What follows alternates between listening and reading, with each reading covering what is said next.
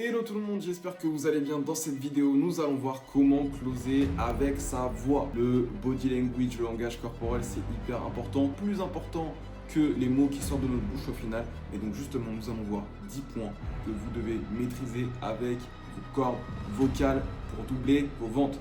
On attaque directement avec le premier point. Premier point pour mieux vendre, il faut améliorer le ton de sa voix.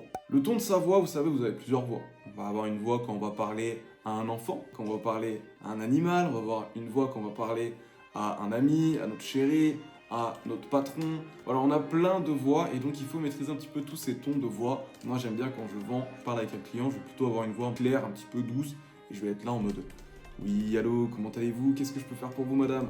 Et puis ça, c'est un petit peu mon ton de voix, voilà, quand j'ai un appel business. Le deuxième point important à maîtriser, c'est la clarté et l'articulation. Voilà, ça démontre un certain professionnalisme de savoir articuler quand on parle. Troisième point, le volume. Vous savez, là, je suis assis, bon, je suis pas sur un fauteuil, je suis sur une petite chaise à 19,99, mais j'aime bien faire cette métaphore. Le volume de votre voix va démontrer un certain confort vraiment physique. On va se dire, voilà, cette personne, elle parle fort, elle est à l'aise et c'est comme si je prenais de la place un petit peu sur mon fauteuil. Voilà, pensez un petit peu à cette métaphore. Quatrième point, le rythme. C'est important de varier le rythme.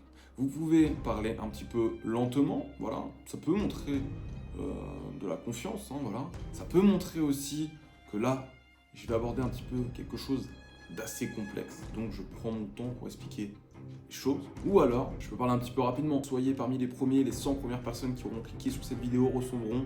Hop. Et là, j'accélère un petit peu le rythme parce qu'on est dans de l'urgence, de la passion, etc.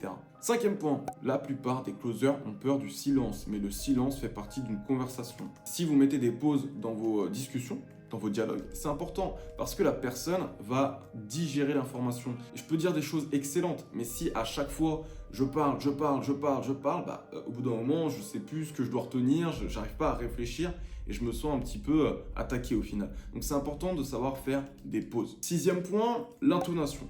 L'intonation, essayez d'avoir une intonation à certains moments d'assez engageante. Bah alors du coup, qu'est-ce que tu penses un petit peu de tout ça? Ah, c'est génial, non? Et là, on a une intonation, vous voyez, qui est un petit peu engageante. Sixième point, l'écoute active. Un dialogue, une discussion, un appel de vente, c'est pas un monologue. Vous devez d'ailleurs être la personne qui parle le moins comparément à votre prospect. Donc, n'hésitez pas à faire preuve d'une écoute active.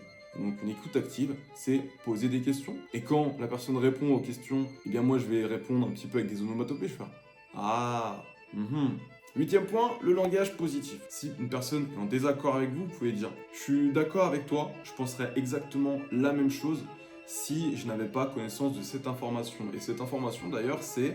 Et là, vous pouvez rebondir. Neuvième point, savoir s'adapter. Vous pouvez avoir une super prosodie, mais si elle ne s'adapte pas avec la personne auquel vous êtes au téléphone, ça ne va pas le faire. Je vais parler différemment entre une personne qui a 20 ans et une personne qui a 70 ans. Et puis, dixième point, très important, c'est que ça vient avec la pratique. Enchaîner, et puis tous ces points-là vont venir petit à petit. Mais ce que vous pouvez faire justement pour vous améliorer d'autant plus vite, c'est justement de noter tous ces points-là que je viens de vous dire. Et j'aimerais que du coup, sur chaque appel, vous vous disiez, bon, allez, sur cet appel-là, je vais améliorer le ton de ma voix. Sur cet appel-là, je vais améliorer ma clarté, mon articulation, etc., etc.